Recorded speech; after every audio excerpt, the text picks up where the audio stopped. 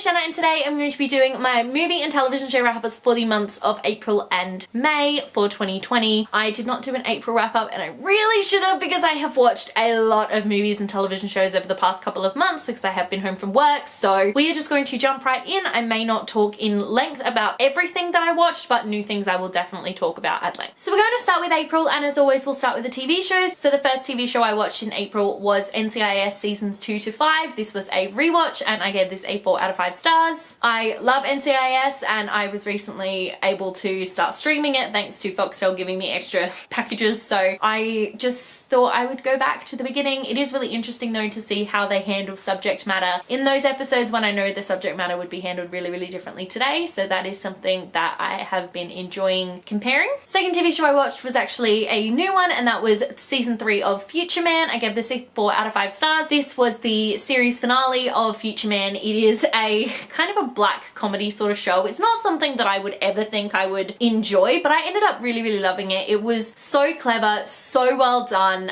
It was hilarious and it just really made you think. They just had some really funny moments, some social commentary. I mean, one of the best moments of the show was when they were just making fun of other shows really. They had a coffee cup with, I think it's Kit's name on it. It was the Starbucks coffee incident from Game of Thrones, so they just did cool stuff like that and I really enjoyed this show. Third up was a rewatch of Modern Family season 4. I gave this a 4 out of 5 stars. I absolutely love Modern Family. Season 4 is a lot of fun. Obviously the kids are starting to get a little bit older and Gloria has Joe, so we sort of add to the family, and I think the best one for me to watch grow up is Lily, because obviously she starts out as this little toddler and as the show is going on she is becoming more involved with the rest of the family and it's just something really enjoyable. Fourth TV show was season 2 of Manifest. I give this a 4 out of 5 stars. Manifest is one of these shows that I found when I was living in America and I freaking love it. It took me ages to figure out where I could watch season 2 in Australia, but I finally did, and oh my goodness, so good. I couldn't really figure out what was going on and I have so many questions that I need answers to, especially after that finale, and I'm terrified that the show is going to get cancelled, so I have my fingers crossed that it doesn't because it's so good. I love the characters, I love the storyline, and I love the mystery and I just want to know more. And then last up was a rewatch of seasons 2 and 3 of The 100. I gave it a 4 out of 5 stars. Seasons 2 and 3 for me are definitely the weakest of the entire series. I thought that the 16 episode season was a bit too long, which is quite funny because season 7 has 16 episodes, but I think season 7 has a lot of wrapping up to do because it's the final. This one, the Mount Weather storyline just went on for too long. The City of Light storyline definitely went on for too long, and I'm going to get absolutely wrecked for saying this, but I don't like Lexa. I've never liked Lexa from the moment she was introduced to the moment she left the show. Never liked her, never liked them as a couple, and so I have thoughts and feelings about their relationship and I just don't like it, which is obviously blasphemy to say, but I'm not a fan and it definitely impacts my enjoyment of seasons 2 and 3. Movie-wise, I mostly watched rewatches this month. So the first rewatch was School of Rock. I gave this a 5 out of 5 stars. We watched this one because we were supposed to go see the stage musical, however, thanks to the state of the world, the stage musical was obviously cancelled and we weren't able to go and see it, so we had a virtual like watch party instead with all the people who were meant to go and watch it. We watched the film instead. Great film, highly recommend. I continued with my Fast and Furious rewatch, so I watched Fast and Furious Tokyo Drift, which I gave 2 out of 5 stars. I don't particularly like this film at all. I hate the characters. I don't like the idea of drifting, and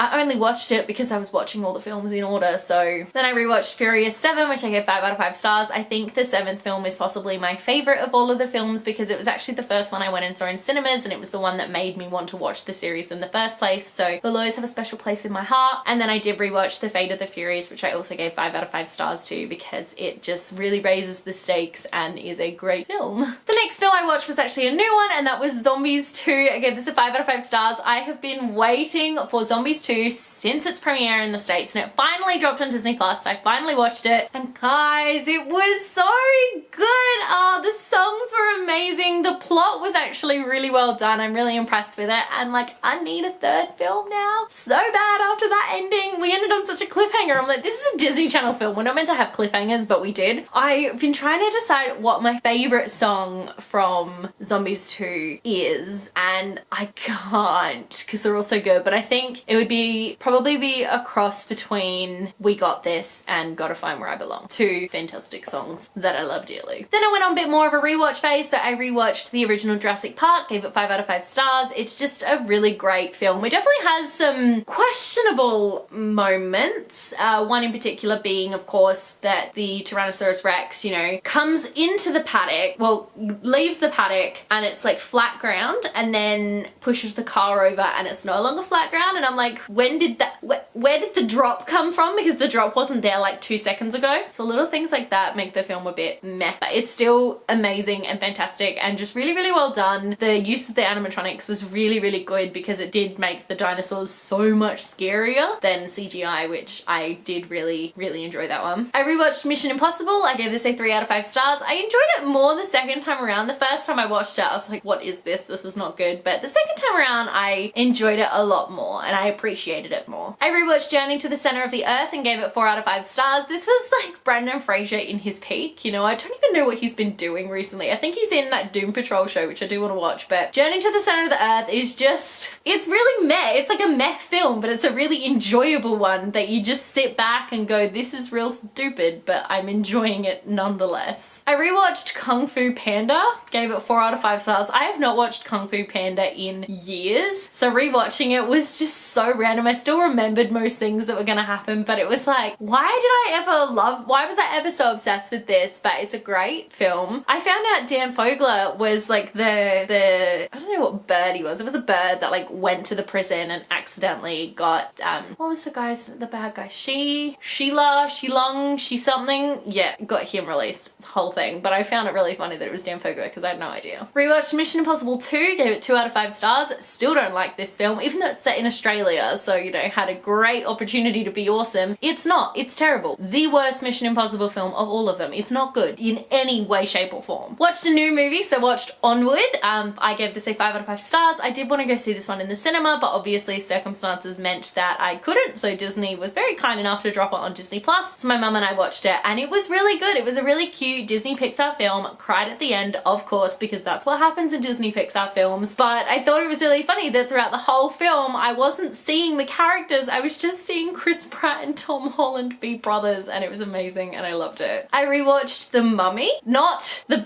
okay, let me rephrase. I rewatched the original Mummy, gave it 4 out of 5 stars. Love this film. Think it's great. It's got some real quotable moments. My sister and I will quite often just quote the like river scene, the "Hey O'Connell, looks like I got all the horses. Hey Benny, looks like you're on the wrong side of the river." We just quote that to each other all the time because it's hilarious and we love it. And then the last two films were Mission Impossible rewatches. So I rewatched Mission Impossible 3, gave it 4 out of 5 stars. I like this one. I like the introduction to Tom Cruise's, what's his name? Ethan, to Ethan's wife and all of that. And then I rewatched Mission Impossible Ghost Protocol, gave this one a 4 out of 5 stars as well, mainly because I love Jeremy Renner and seeing him in that film is peak. And then I actually watched a short film this month as well. I watched Playdate with Destiny. It was the Maggie Simpson one on Disney Plus, which I found really just weird and random, but I enjoyed. So moving on to the shows and movies that I watched in May. Number 1, I rewatched seasons 4, 5 and 6 of The 100 to get ready for the season 7 premiere. I gave it a 5 out of 5 stars for collectively for those seasons. Season 4 is arguably, in my opinion, one of the best seasons of the show. I think it really brings it back to its roots of the first season where it's just them trying to survive, and a lot of the conversations that they have are just really relevant and even in today's day and age. So I love it. I love the characters. I just love everything. Season 5 is absolutely phenomenal because all of a sudden we are starting to hate every single character that we've known and loved since the first season. Obviously it is 6 years later and everyone is so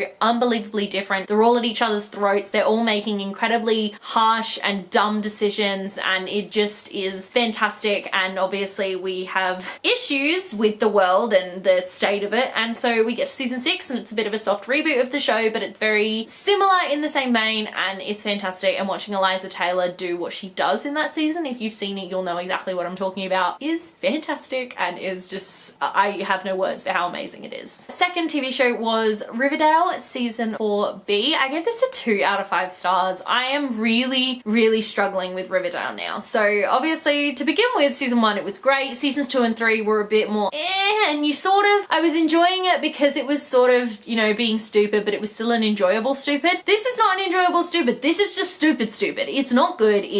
They're not even trying anymore, I swear. I absolutely hate that musical episode that they did this season. This is the first musical episode that I have actively really not enjoyed, and I'm really mad about the fact that they were not able to finish production, because the finale they gave us is not a finale, and I need to know what's going on with those tapes. So obviously we know for a fact that certain characters are going to be leaving by the end, well, they were supposed to be leaving by the end of season 4, and we now know for sure that they want to do a time jump so they can catch up to Katie Keene, and all of that can still happen, but I don't think it's going to happen as well as it would have if we'd gotten a proper finale. But that is no one's fault. I'm not angry at the Riverdale writers for that or anything, because that was not their fault. I'm just frustrated that it's happened. I was realizing I've watched a lot of new shows in May, and I'm very proud of myself for that. So next up we have season 2 of Dead to Me. I gave this only 4 out of 5 stars. I didn't love the first season of Dead to Me. I thought it was all right, and I sort of, you know, really wanted to continue, but season 2 was really, really good. It was just, I love Jen and Judy's relationship, and I really like seeing them, well, I don't like seeing them get into sticky situations, but I like seeing them talk their way out of the sticky situations. I did predict certain things for this season, but nowhere near as much as I did during the first one, so that was a win for me. I'm also really, really keen for a season 3, because after the way that season ended, there has to be one. They can't not have a season 3. I then watched this first season of Lock and Key. I gave this a 3 out of 5 stars. I enjoyed this show to a certain extent, but I thought it was really slow paced, and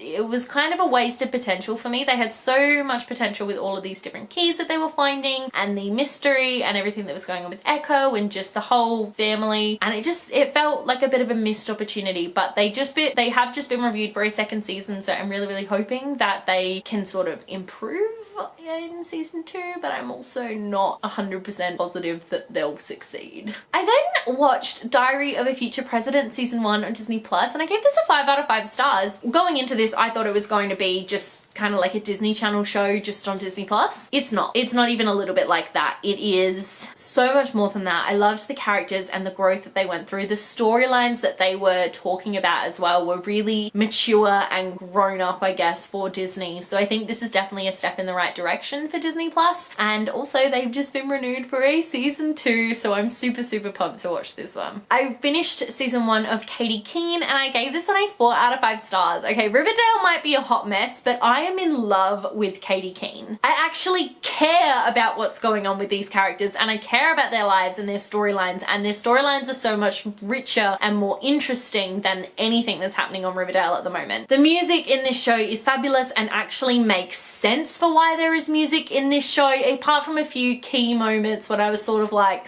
why? But for the most part, the music actually does really make sense. Obviously, you've got Josie, who's working on her music career. You've got Xandra, who's trying to stop Josie's music career while also trying to have her own takeoff. You've got Jorge, who is obviously performing as Ginger every night. And so everything made sense. The representation was on point. The one thing about this show is I really wish they would just cut all ties with Riverdale, but they are determined to chain themselves to this sinking ship. And I say that because of something that I was expecting to happen in the finale, but didn't want to happen. But of course it happened, and it would have been so much better without that one little scene. It wasn't even a long scene. It was like a minute long, and I went, this was a mistake. Then I did a little bit of rewatching. I rewatched seasons 5 and 6 of Modern Family and gave it 4 out of 5 stars. Again, I'm just loving rewatching this and seeing the kids grow up and seeing the different things that everybody goes through. Obviously, seasons 5 and 6 sort of deal with Alex and Haley's college experiences. Well, Haley's college experience ended in season 4, but it sort of goes on from there, and we again see Lily growing up, which is something I'm really curious about. So I enjoyed Modern Family, and I will continue to rewatch it because it's great. And I rewatched season 8 of Doctor Who, which is something I have not done in a really, really long time. I actually really do like the 12th Doctor. I like Peter Capaldi as a Doctor, just not as much as Matt Smith. He is my Doctor. He's my favourite. So rewatching season 8 was really odd for me. I think I've only rewatched season 8 maybe once or twice, but definitely not for quite a few years. And I'd actually forgotten how much I really enjoy some of these storylines. Some of the season 8 storylines are fantastic and really, really well done. I really like them. I know I don't like season 9 as much, so I'm sort of holding off on that rewatch, but season 8 I did enjoy. Then I watched season 2B of Single Parents. I give this 4 out of 5 stars. I really enjoy Single Parents. I think it's a fantastic show. The kids are amazing and so funny. The storylines that happen are great, but I just found out that Single Parents got cancelled and I'm really sad because the season 2 finale was really great but also ended on a cliffhanger that we're now never going to get an answer to, so that sucks. And the last show I watched was season 1 of Zoe's Extraordinary Playlist. I gave this a 4 out of 5 stars. It's not like my new favorite show or whatever, which I know it is for a lot of people, but I did enjoy it. I thought it was very clever and very well done, the way they incorporated the music into the show and how music really was used to express characters' inner thoughts and feelings. I love the cast. I think they're fantastic.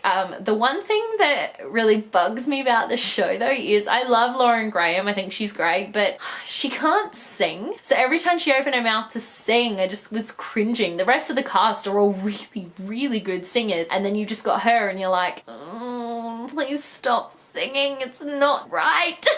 I was expecting what happened in the finale to happen from like the very first episode, but it still got to me and I cried a lot, and I must admit I don't think I'll ever hear American Pie the same way again because I was not expecting the use of that song and yet it was done brilliantly. Now moving on to the movies for May. Again, there were a lot of rewatches this month because I'm home and I don't have much else to do. So the first rewatch was The Hunger Games. I give it a 5 out of 5 stars. The Hunger Games is definitely one of the better book to movie adaptations ever and I love it. It's a really depressing film though. Like there's nothing good about the film. There's no happy wholesome feeling. It's just really terrible, but it's so much fun. The only downside with this film is the shaky cam is a bit too much at times, but I still really like it. Then I watched the Disney Family Sing-Along on Disney Plus. I give it 5 out of 5 stars. I loved this. I couldn't take the smile off my face. I was singing along. It was great and it was just really nice to see all these people come together to create music and to do something really nice for the world when the world sucks at the moment. So I enjoyed it. I still need to watch the sequel, but I'm really looking forward to it. Then I decided I needed to watch a new film, so I went onto Netflix and looked at what had recently come out, and I watched Love, Wedding, Repeat and gave it 2 out of 5 stars. It was awful. It was honestly hands down one of the worst films I have ever seen. The characters were terrible. The plot was dumb.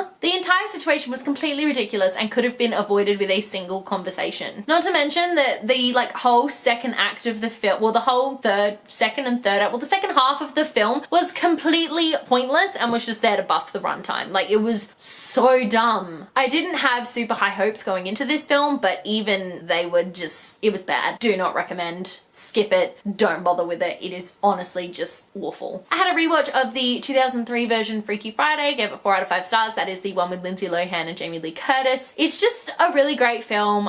We watched it with family. It's just a feel-good sort of movie. It's funny.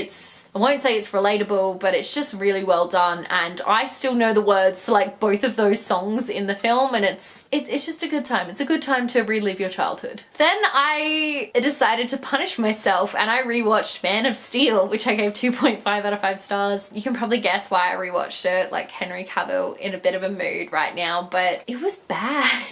It's not a good film. In terms of the story, the pacing, just everything is bad. Like the like opening prologue of the film takes up like 30 minutes. That's not an opening prologue of a film. That is a whole other movie that you're trying to tell. So the actual Man of Steel storyline doesn't start until like an hour into the film. It's so dumb. Like a solid 35% of the film is flashbacks as well, which is just like, why though? Why? If you're wanting to tell that story, tell that story. Start it from there. Don't just flash back to places that don't make sense. I have issues with the movie. Despite all the flashbacks, I still felt like I had no idea what was going on, no idea who Superman was or anything. I like the Lois and Clark storyline. I just think it's really rushed and just not good. It's not a good movie. Just skip it. If you're gonna watch the DC films, number one, don't do that to yourself because they're not good. And number two, if you must, then skip that one because it's just terrible. Then I rewatched The Little Mermaid and gave it 4 out of 5 stars. It's not my favorite Disney film and I barely ever watch it. When I was younger, I actually watched Little Mermaid 2 more than the first one but it's cute and I enjoyed it. I just needed a fun animated film and that just happens to be the one that I watched. Then on Star Wars Day, I rewatched 3 Star Wars films. I rewatched Star Wars The Clone Wars and gave it a 3 out of 5 stars. It's an alright film. It's very, very geared towards kids, and it honestly, you could probably skip it if you're wanting to watch the Clone Wars TV series. I've never watched the Clone Wars TV series. Please don't hate me, Star Wars fans. I know I'm getting to it. I'm sorry. And I think you could probably skip the movie. It's not, like, nothing really happens. It's just a longer episode. Then I rewatched Solo, a Star Wars movie. I gave it 3 out of 5 stars. I don't hate this film. I don't love it. I don't think it's the greatest Star Wars film of all time, but I don't hate it. I think it's done as well as it could have been done. I think the guy who plays Han Solo does a really, really good job at being Harrison Ford, because they are not small shoes to fill. So he had a lot, like, he had his work cut out for him, and I think he did it relatively well. But pretty much for me, this is just a total popcorn flick. So it's one of those movies that I just kind of had on and was like, this is an okay time. I think I was playing Animal Crossing while I was watching it, so that probably helped. And then I also rewatched Star Wars Episode 9, The Rise of Skywalker. It is the first time I have watched it since watching it in the cinema, and I gave it a 5 out of 5 stars. I don't care what anybody else says. I really like this final movie in the storyline. I do have thoughts about it. I think there's one thing in particular that I would change. Well, sorry. There are 2 things in particular that I would change, but not enough to not rate it 5 stars, because I did really love it. I loved what they did with the story. I found it a really satisfying ending for me, and I cried again a lot. Then I continued with my DC rewatch, because apparently I hate myself, so I rewatched Batman v Superman Dawn of Justice. And I don't know how to rate this one. I would either give it a 3.5 or a 4 out of 5 stars, because I enjoyed it. Okay, I enjoyed watching it to a certain point, and then it just gets dumb. It's not a terrible film, and the beginning of the film is all right. The pacing's a bit off, and the whole Batman situation, unless you know who Batman is going in, you're not gonna have any idea what's going on. But we have to see his parents get murdered again, because apparently it's not a Batman movie without seeing his parents get murdered. So I'm sure we have that to look forward to when Robert Pattinson's the Batman too. But we just get to one certain point where I'm like, all of this can be different if we just talk to each other. Like, why do people in these movies never have conversations? Things get fixed when communication happens. So I enjoyed it, but I have issues with it. No, then I rewatched Suicide Squad. That one's a 2 out of 5 stars. That was not hard to rate. That was just no. Like, who thought that movie would be a good idea? It was so much worse than I remember it being. It was awful. It was not good. I didn't care about a single character, because we're not given the time to care about a single character. We are thrown into this film and then immediately thrown into flashbacks where they sort of give us like a snippet of maybe 5 minutes, if you're lucky, of who this character is, and you're sort of like, why do I care about them though? So it's not a great team up film, because we didn't know who anybody was going into it. I felt like we knew nothing about the bad guys except for the fact that they were bad guys, and that's not a good way to sell a story. I feel like unless you're already a fan of the DC comics, you probably would have been really confused, because the only characters I know, I mean, obviously I know who Harley Quinn is, because everybody knows who Harley Quinn is now, but the rest of them, still got no idea. Don't know who they're like villain, well, who they're a villain to, because I know it's sort of similar to Marvel in that each hero has a certain number of villains that mostly just interact with each other. I don't know. Are they all Batman villains? I don't know. And I don't really care. I rewatched Ice Age The Meltdown, gave it 4 out of 5 stars. I love the Ice Age franchise, and I love The Meltdown, and I think it's my second favorite of the Ice Age films, yeah. So I love getting to meet Ellie and Crash and Eddie, and seeing the pack become a little bit bigger and their family grow, and I love everything about it. It's really cute. It's a cutesy, feel-good sort of film. Then I watched Taylor Swift, the City of Lover concert. I gave it a 5 out of 5 stars. It was just really nice to get to see that concert play on Disney Plus. I loved it. I cried, and I really enjoyed getting to see the stripped back acoustic versions of some of these songs, and it was really lovely. It was just a really nice time. Then I watched Jurassic World Fallen Kingdom. This is a rewatch. Give it 5 out of 5 stars. I really love the Jurassic World franchise, and I love this film. I wasn't the one who suggested it. My friend suggested it, and I went, hell yeah, I'll watch it. So that was fun. I'm also currently playing Lego Jurassic World, so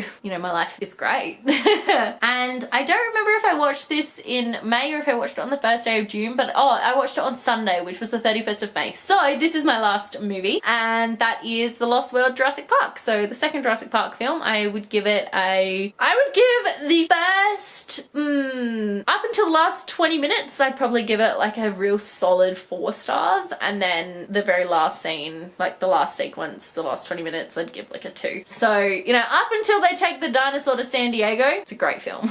I watched a short film this month. So I watched Mickey Mouse on Ice, and it was really cute. It was just Mickey Mouse and friends ice skating. Wasn't really a plot. There's not really a plot to these little shorts that I watch. They're just on Disney Plus and they're cute to watch every now and then. So yeah, it was cute. So there you go. That is all of the movies and TV shows that I watched in April and May of 2020. Clearly I need to not leave it so long because I've watched a lot of shit. It was a fun time. I rewatched a lot. I hate myself for a lot of it, DC, but you know, it was great. It was a fun time. Thank you guys so much for watching. Let me know in the comment section below what you watched during this time because I would absolutely love to know. If you like this video, be sure to give it a huge thumbs up and don't forget to subscribe to my channel so you don't miss a thing. Stay random. Bye.